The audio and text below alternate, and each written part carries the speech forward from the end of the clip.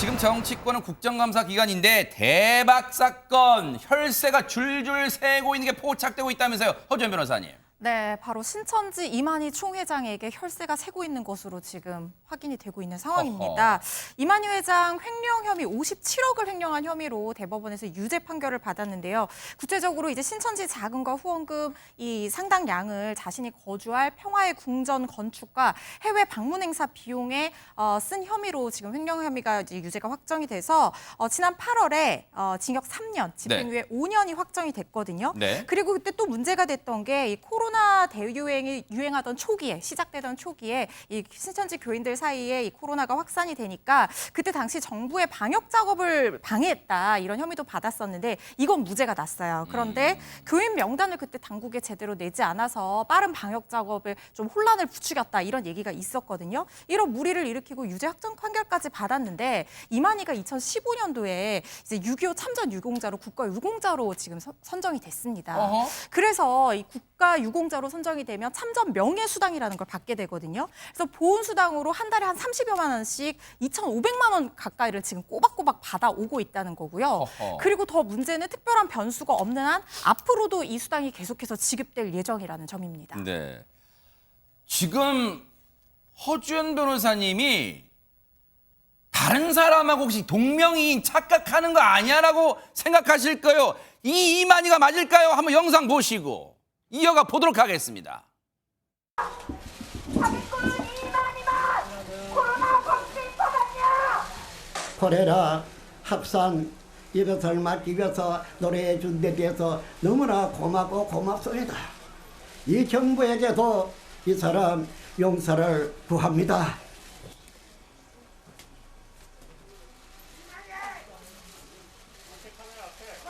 조용합시다. 조용. 우리는 다 성인입니다. 질서가 없으면 난장판에서 안 됩니다.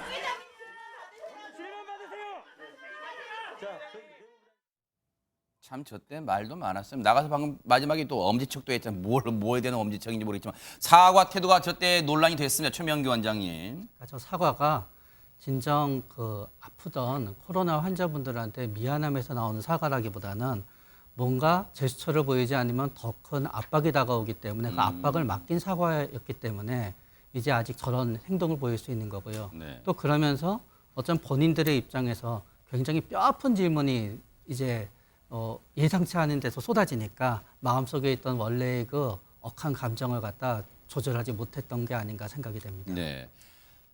어쨌든 우리가 인정하고 싶진 않지만 지금 저 사람 얘기 맞대요. 저 이만희가 맞대요. 그러면 지금까지 보훈수당을 받아왔는데 대법원에서 유죄 판결까지 났는데 어떻게 국가유공자가 유지가 되는 건지 궁금해하시는 분들 많으실 것 같아요. 허주연 변호사님. 이게요, 실형이 아니라 집행유예이기 때문에 그래요. 왜냐하면 관련법에 따르면 지금 금고 이상 1년 이상 실형이 확정이 돼야지 이 국가유공자 지위에서 박탈이 되게 되고 보훈수당을 받을 수 없게 되는 거거든요.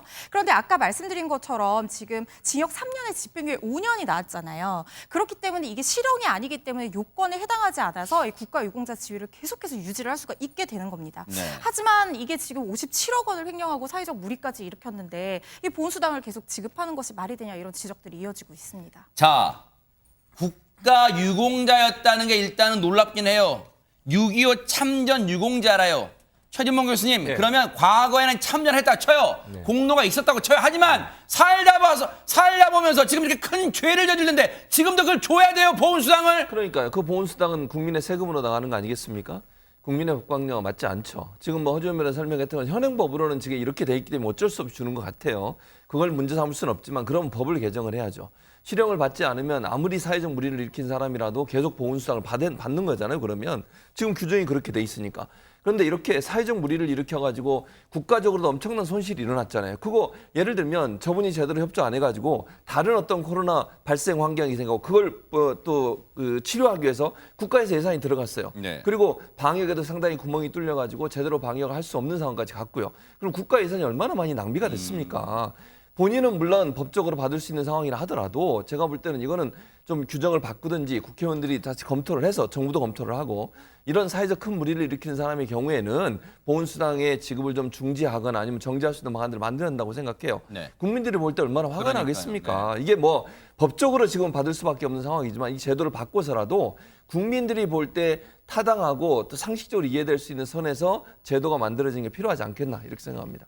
이런 생각이 들어요. 이수정 교수님. 제도가 지금 현행 규정상 준다 어쩔 수 없이 준다 치지만 뒤집어 보면 제도가 현실 또는 국민의 정서를 못 따라가요, 지금. 네, 뭐 그런 면이 있는 걸로 보입니다. 뭐 지금 보훈청을 보훈부로 격상시키겠다 이런 얘기도 지금 오고 가고 있어서 그 사안은 여야가 지금 논쟁이 없는 것으로 알고 있어서 만약에 그렇게 할 거면 네. 지금처럼 결국에는 이제 그 장병들에게 명예를 유지하도록 하는 게 결국은 지금 보훈처가 할 일인데 이제 보훈부가 되겠죠.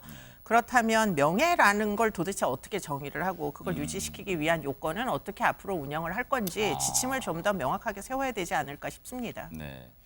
여기에 대해서 국가보훈처랑 저 신천지의 입장은 혹시 나왔을까요? 안진용 기자님. 일단 국가보훈처는 뒤늦게 입장을 밝혔습니다. 현행 제도의 합리적 운영과 국가유공자의 영예성을 끌어올리기 위해 제도 개선 방안을 마련하겠다고 했고요. 신천지 같은 경우는 이 회장의 개인적 사안이라 구체적으로 답변하기는 어렵다고 즉답을 피했습니다. 참. 그런데요. 더 기가 막힌 게 혈세가 줄줄 새고 있는 데가 또 있었습니다. 허주연 변호사님. 네, 바로 한국전력공사입니다. 국민들은 전기 아끼라고 화장실 불도 끄고 하는데 한전에서는 국민 세금 아끼지 않는 것 같아요. 어허. 작년 3월 말에 한국전력 서울본부 경영지원부에서 네. 직원 정역퇴직 행사가 오전에 있었어요. 네. 그리고 다 같이 오찬을 먹으러 갔는데 점심요? 오찬이면 점심이잖아요. 네. 그런데 여기를 한우를 먹으러 간 거예요. 한우 파티를 했는데요. 네. 프랜차이즈 유명 한우 전문점에 가서 법인카드로 얼마를 회식으로 결제를 했냐면요. 무려 500여만 원 가까이 비용을 결제를 했습니다. 도대체 이 점심으로 고기를 얼마나 먹으면 500만 원까지 나오는지도 좀 의문인데 액수도 굉장히 컸지만 그렇다면 이게 한두 명이 아니잖아요. 409만 나왔다는 거예요? 그렇죠. 한우 전문점 가서. 지금 409만 910원 결제한 내역이 지금 나온 거예요. 그런데 지금 이때가요. 코로나가 한창이어서 사회적 거리두기 2단계, 그래서 5인 이상 집합 금지 명령이 지금 시행되고 있던 때였거든요. 그런데 500여만 원치 먹으려면 지금 5명 넘게 먹었을 거 아니에요. 한 사람당 100만 원어치 한우를 먹을 수는 지금 없잖아요. 혹시 저걸 490만으로 보신 거죠? 그리고 500만 원 가까이라고 지금 계속 하시니까 409만 원. 네네. 제가 409만 원. 너무 이제 큰 지금 금액이어서 분노가 커서 그런 거예요. 분노가 네. 커서 그렇죠. 큰 네네. 금액이어서 제가 500만 원으로 봤습니다. 근데 이게 지금 법인카드 지금 방만하게 사용한 것뿐만 아니라 방역 지침도 지금 무시한 거기 때문에 문제가 되고 있습니다. 혹시 최진봉 교수님 예. 시청자분들이 예. 저 액수가 혹시 한전 저 직원들이 그 식당 잡아놓고 뭐 예를 들어 한 달 동안 먹은 게 409만 원이란 얘기야? 라고 생각하셨는데 어느 시점에 먹은 돈이 409만 원입니까? 한우. 한 번 먹은 거라니까? 한 번? 한 번. 회식하는 낮에 점심에 가서? 점심에 가서. 얼마나 먹으면 409만 원을 먹을 수 있는 거예요, 대체? 그리고 제가 보니까 이게 한국전력 서울본부 기획관리실 경영지원부예요. 그러니까 한 부서잖아요, 부. 부가 뭐인 거예요? 하하. 부가 몇 명인지 모르겠지만 아무리 네. 커도 뭐 부가 100명 이상은 되지 않을 거 아니에요. 하하. 근데 100명이라도 한 사람도 몇 명 얼마입니까 이게 정말. 대박 사건입니다, 진짜. 아니 이렇게 많은 사람들이 이렇게 적은 사람의 비용이 409만 원이나 먹었다고 하면 이해가 안 되잖아요. 근데 더 큰 문제는 뭐냐면 그럼 한전이 정말 네. 돈 많이 벌어가지고 이익이 많이 나서 그러면 뭐 그래 돈 많이 벌었으니까 먹어 이럴 수 있겠죠. 지금 적자가 얼마인 줄 아세요? 올해 상반기만 14조 3천억 원이에요, 적자가. 그리고요, 이게 작년만 해도 지난해가 최대 적자였거든요. 네. 그 금액이 5조 9천억이에요. 지난해 전체 1년. 올해 상반기 그 2배가 넘었어, 지금. 그러면 반성해야 되는 거 아니에요? 그러니까요. 아니, 그리고 돈을 아껴 써야죠. 아니, 네. 이게 한전에 적자가 나면 어디서 돈을 메꿉니까? 세금으로 메꿔요.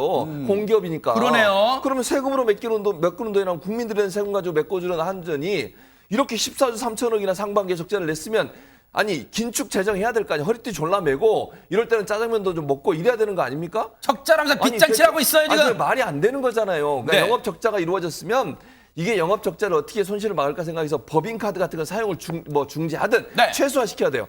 지금 개인카드라면 이렇게 먹을 것이요. 만약 부서장이 개인카드 가지고 409만 원 결제했겠냐고요. 그러니까요. 아니 법인카드 가지고 이렇게 하면 네. 한전이 그렇다면 적자인데 이런 식으로 방만한 경영을 하는 것을 국민들이 비판을 피할 수 없을 거라고 저는 봅니다. 한전 저 강남대로 가면 큰 건물 본사가 있지만 길 가다가도 보시면 여기저기 본부가 많잖아요. 혈세가 세는 게 과연 진짜 저기만 있었을까요? 안진영 기자님. 그렇지 않습니다. 지난 2020년 11월 말에는 서울본부 전력사업처 배전운영부 체육행사 이후에 고급 일식당에서 70만 5,455원을 법인카드로 비용 처리한 것이 확인이 됐고요. 아주 펑펑 쓰고 다녔구만요, 진짜. 네, 그리고 또 같은 해 11월 초 서울본부 마포 용산지사 고객지원부 같은 경우 이번에는 한 호텔에서 112만 4,536억 원을 결제했습니다. 이 역시 체육문화 행사 이후에 결제가 이루어진 겁니다. 대박입니다. 그리고 또 같은 해 11월 초 기획관리실 재무자재부에서는 또 다른 호텔에서 식비로 177만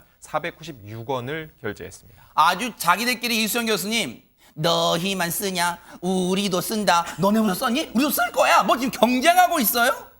너무 안타까운 게, 네, 뭐 지금 금년에 결국 전기값, 가스값 다 올라가지고 네. 사실은 이제 고지서가 부들부들 이번 달에 얼마나 나올지 걱정이거든요. 맞아요. 네. 겨울은 되는데 이 서민들은 지금 전기값, 가스값으로 이렇게 이제 부들부들 사실 몇십 원 올라가도 어떤 경우에는 그게 많다고 느껴질 수 부담돼요, 있습니다. 진짜. 네. 그런데 그런 와중에 지금 카드 깡을 하는 것도 아닌데 어떻게 이렇게 많이 먹는 데다 쓰는지 대체 뭐 이해가 잘 안 되죠. 대박 네. 사건이네. 근데 이제 이게 한두 개, 지금 몇 건, 아까 한 4건 정도 저희 얘기했잖아요. 그렇죠, 네네. 다 법인카드입니다. 그런데 아하. 이런 법인카드가 지금 전체로 따지자면 2,636개가 전국에서 돌아가고 있다는 거예요. 한전 법인카드가요? 네. 대박 사건입니다. 도대체 뭐 직원이 몇 명이 지금 이 법인카드를 쓰고 있는 건지 좀 정확한 통계를 좀 알고 싶다고 그러니까요. 느낄 정도로 사실은 이건 너무 방만한 경영이 아니냐 이런 생각이 듭니다. 여기저기서 지금 다 세고 있을 줄 몰라요. 왜냐하면 앞서 말씀드렸죠. 한전 본부가 지역 곳곳에 있거든요.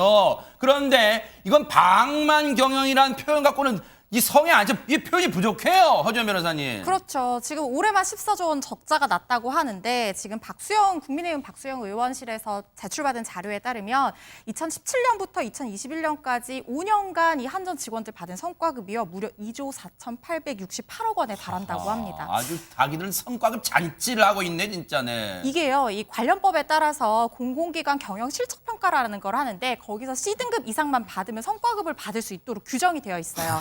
그런데 6개 등급인데 C등급이면 4위거든요. 그러니까 이 정도만 받아도 받을 수 있는 거고 그럼 월급의 한 100% 정도 성과급으로 또 받을 수가 있게 되는 거거든요. 그럼 본인들은 적자를 냈는데 지금 성과급 잔치를 한다는 건 국민 혈세를 낭비하는 건데 이게 지금 기준에 문제가 있다는 얘기가 많이 나오고 있고요.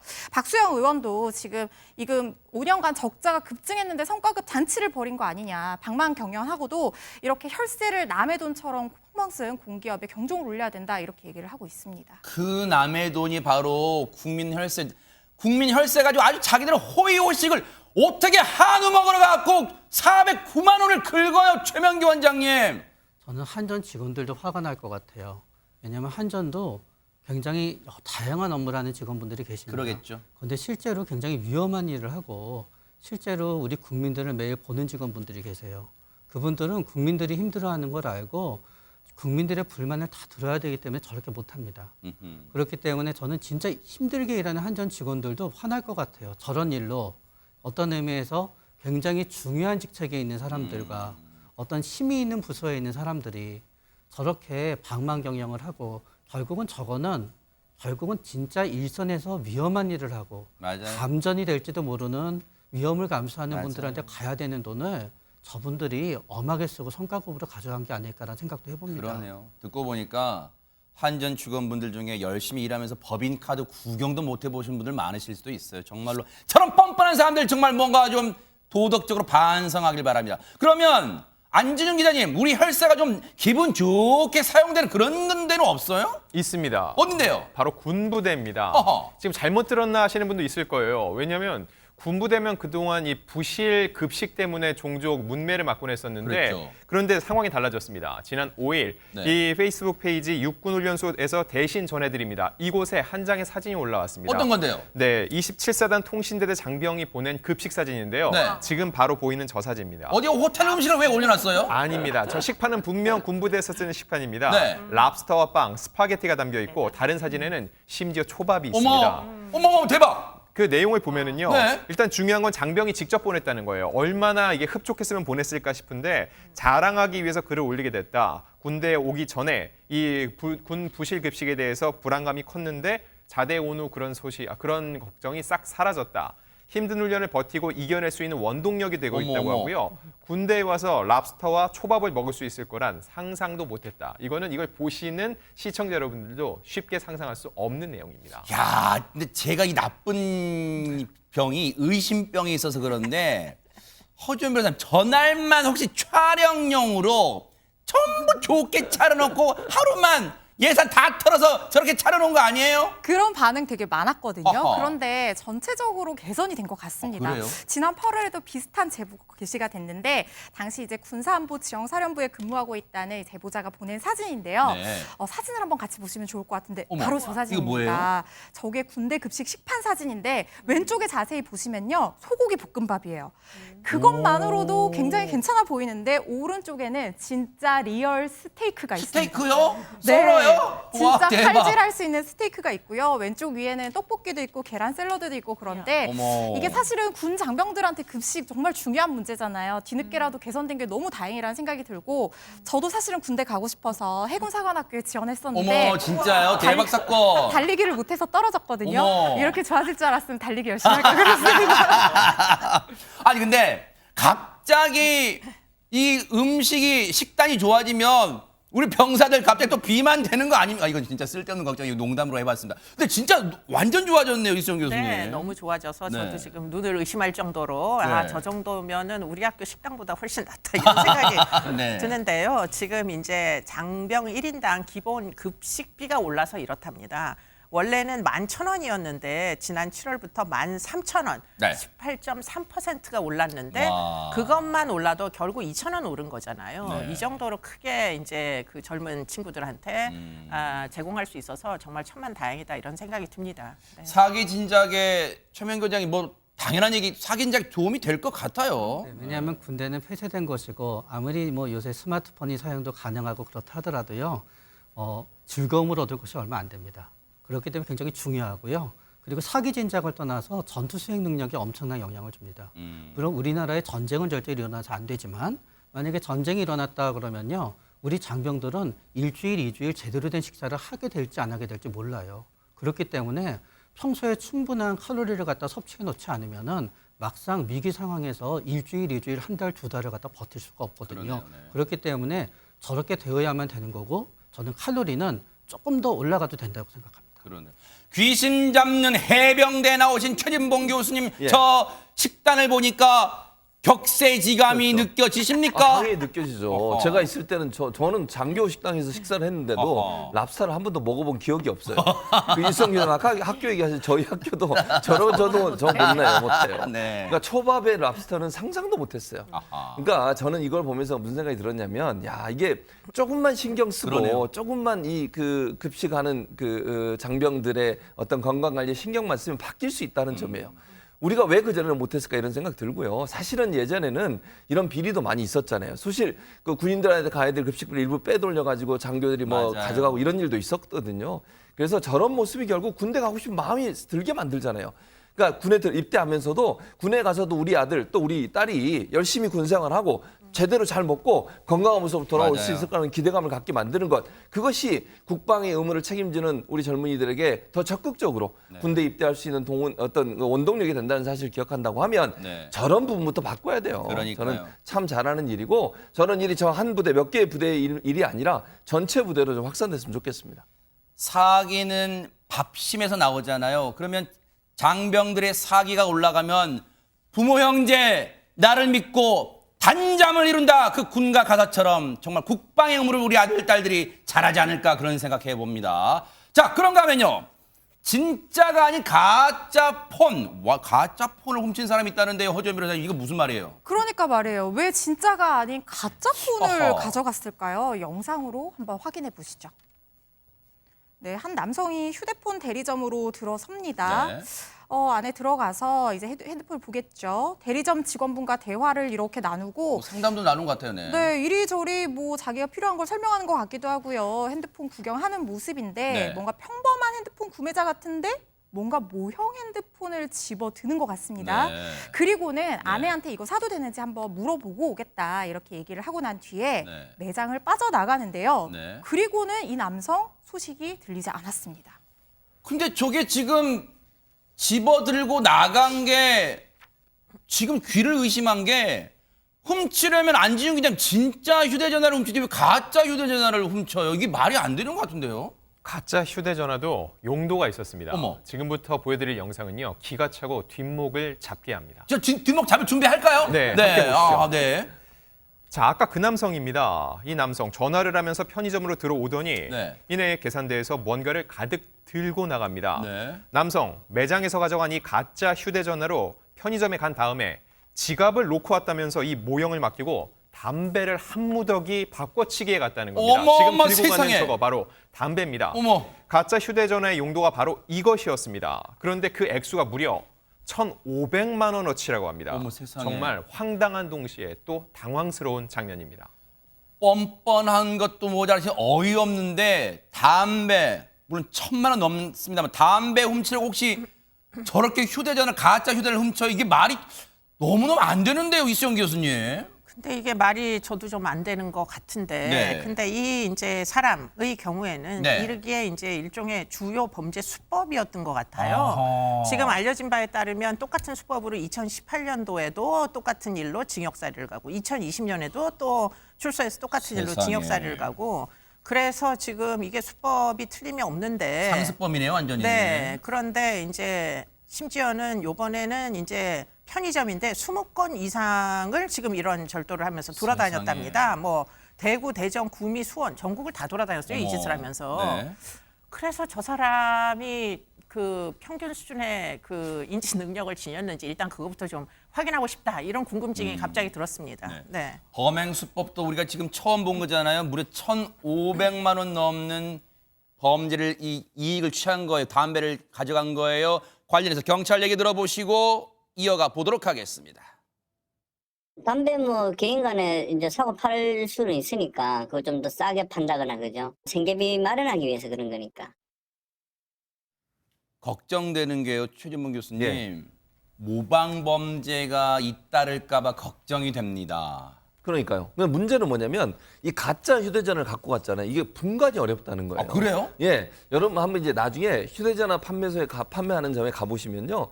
정말 휴대전화와 똑같이 만들어 놓은 모형들이 있어요. 그 앞에 붙여놓고. 어머, 진짜 그러네요. 예, 진짜. 지금 보면 실제 크기, 모양, 무게 큰 차이가 없어요. 무게도 차이가 없어요? 차이가 없어요. 플라스틱으로 만들어지지도 않았어요. 어머, 일반적으로 세상에. 우리가 플라스틱이라고 생각하는데 그렇지 않고요. 정말 휴대전화 모형 그대로 만들어놨어요. 어머. 거기에다 이 사람이 속이기 위해서 어떻게 했냐면 뒤에다 케이스를 끼웠어요. 어머. 그러니까 더 무겁군요. 그렇죠. 아. 더 분간하기가 어려운 거죠. 네. 그러니까 뒷면이 완전히 가려진 상태에서 케이스가 있으니까 이건 담배 파는 분이나 편의점에 있는 분들은 이거 모르는 거죠. 이게 진짜 같이 보이는 거예요, 그냥.